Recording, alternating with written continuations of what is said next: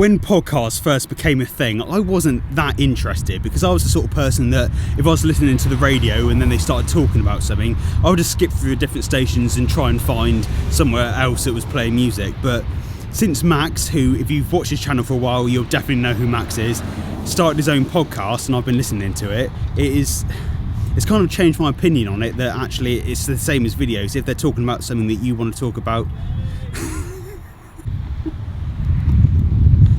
if they're talking about something that you want to talk about and playing good music like Max does, then it's actually really entertaining and really good to listen to. So he's invited me on as a guest on his Seeing Colour podcast, and I'm just going to go and see how it compares to making YouTube videos, the similarities, the differences, the work that goes in, and just get a behind the scenes experience, which I'm going to share with you. So if you're thinking of starting a podcast, then this will be a really good insight to what goes into making one.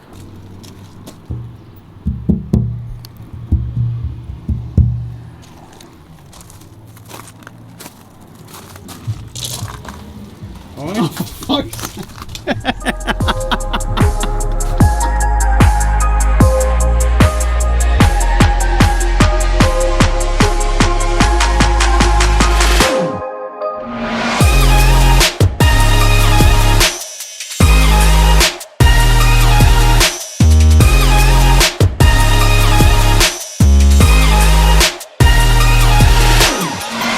So yeah, we're just going to get set up now, get everything up and running, ready for the podcast. And whilst we're doing that, I think I'll get Max to just break down his setup, what he's doing, the reasons why. But other than that, I'll let him do the talking, because that's what he does best, because he doesn't shut up. Oh, he's funny, yeah. My water bitch. I used to use a gaming headset because it just has a microphone, isolates the audio really nicely. But then I managed to borrow mate of mine's microphone.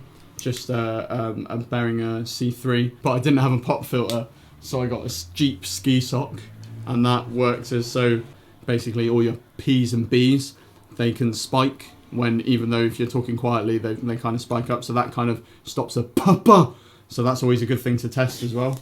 I finally then decided, right, okay, so I need to upgrade a little bit more now, because I'm making it a bit more of like a weekly thing. So banging there. I think it's literally just a Rode, it's literally called Rode Podcast mic. £100, £120 on Anderton's. Got the boom stand for like 20 quid, and it came with a little pop filter there as well, and that comes out really nice. So you can literally get set up for like 150 quid if that. Yeah, whereas you can get USB mics, so if you literally just have a laptop, you can get, I think they're called Yeti podcast mics for like 80 quid on Amazon, and that plugs in, and that's literally crystal clear. But that basically, the XLR cable goes into a DI box, which this one has two inputs. So those are the two microphones, so one coming here and one will be your mic.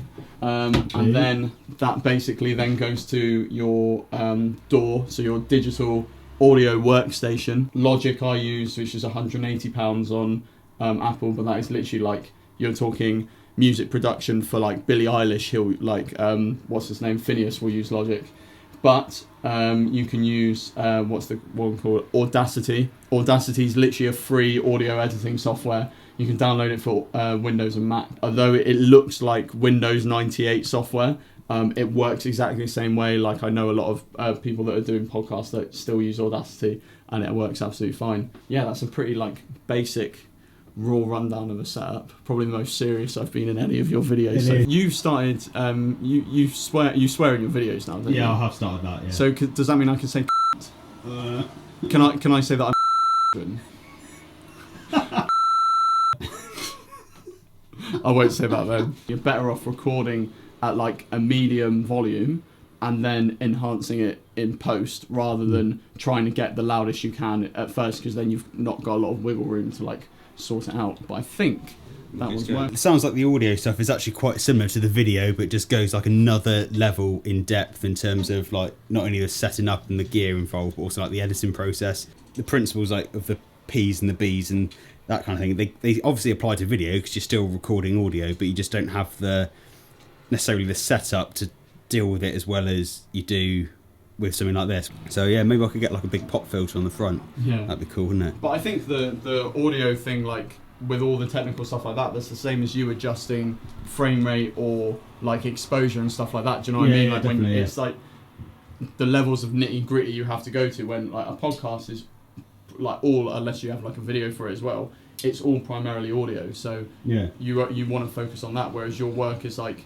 you want to hear the audio, but visually that's the entertainment value, isn't it? So that's what you sort of... Because it is like you said, primarily visual content, but you still need good audio to make it like watchable. It does take like a bit of a back seat, whereas a podcast, you're purely listening to it. So the audio has got to be like absolutely spot on, else you'll just like lose interest quite quickly, because if it becomes difficult to listen to, then wasting your time. That's how you got to test you. I'll tell you what.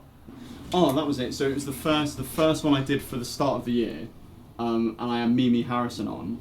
I didn't check my audio back before because I was running late, and I literally plugged everything in, went on Zoom, put it on. I listened back to it, and the whole time it's going like because the cable was fucked, and obviously I was like, one, I can't approach her and say, can we do that again, because you lose all the authenticity because you're kind of repeating yourself.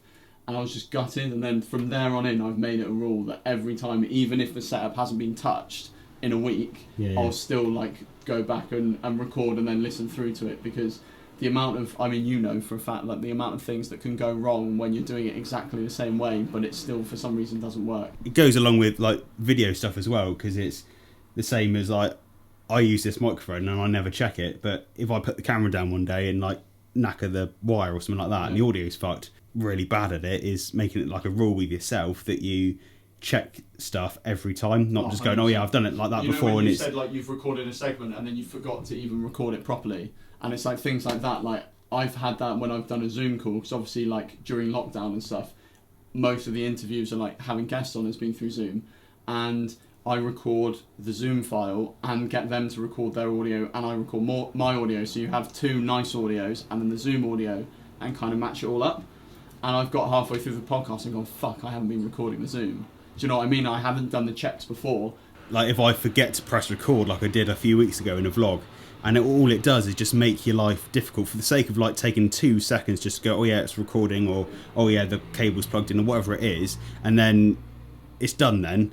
So much more hassle, such a fucking dick dance to just try and get it right, because you've just not been bothered in that.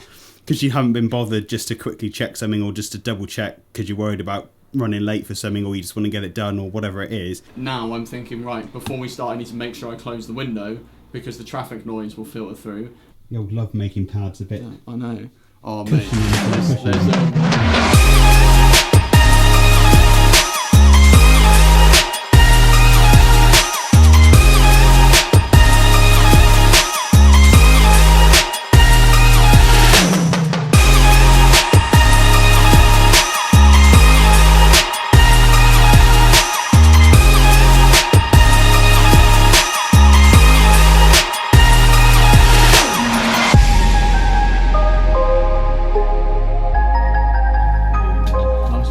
so we've just done the episode. The episode's come out at about 1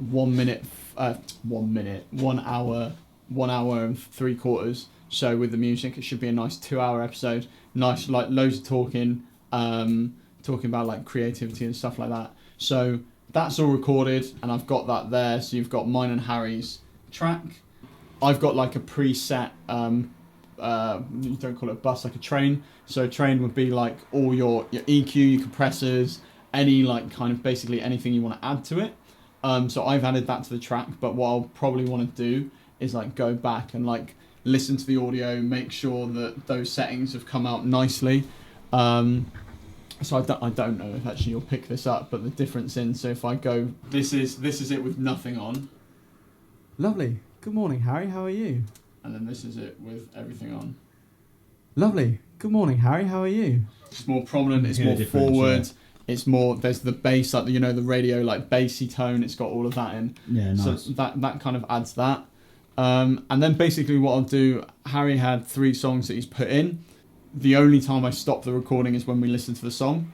So I've downloaded the songs, put the songs in, and then basically from there put the intro jingle in, then delete all the music once you've got all the audio, master the speech audio on its own, That takes a bit of time. Get that speech audio back, put it back in and put the music back in, and then master that with everything so that all your levels. Because the one thing I noticed when like people were saying like, oh yeah, I love the podcast and everything, the speaking's quite quiet and the music's quite loud, because obviously the music's mastered as whoever made it mastered it. So that's coming out at like literally level at 0, whereas my speech is coming out at like -10. So it like the difference is you're listening to it, you turn it up in your car and you're listening to it, then a song comes in and it blows your fucking ears out. So you want to get it to a level where people don't have to manipulate the volume. That's kind of like I said, like we were saying with different formats and stuff, that's kind of like my want, that's my desperate want, is that the quality of sound is persistent all the way through. You don't have to fiddle with your volume, it comes out, you hear what everyone's saying, it's nice like that. One thing that's a cool trick actually is panning. So I can pan it so it actually sounds like you're sat in a room.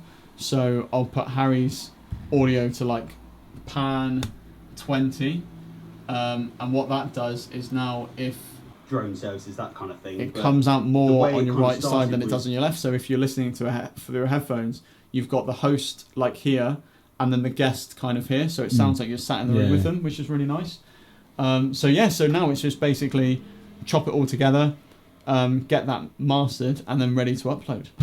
Beautiful. So, after giving a very good breakdown of the editing process, I've only got one question left for you, Max, and that is, if someone watching this video has watched this far and they want to start making a podcast of their own, what's the one bit of advice that you would give to them? Because if they want more advice, then they can go listen to the podcast episode where we absolutely smash that whole topic. So, yeah. One bit of advice. Don't do it. It's not worth it. One bit of advice would be Keep your clothes on. Keep your clothes on, always a must. I just say just have a bit of a vision, and not in terms of how you're specifically going to do each episode, but just like if your idea translates to multiple episodes. Because if you reduce yourself into such a niche where you're like, you can cover everything there is to cover around the subject in 3 episodes, you're fucked. Whereas like for me, it's all centered around like talking to people and incorporating music into that.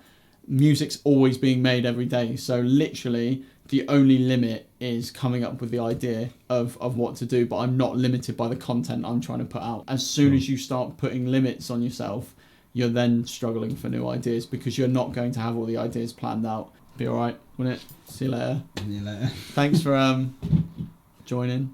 No, thank you for having me.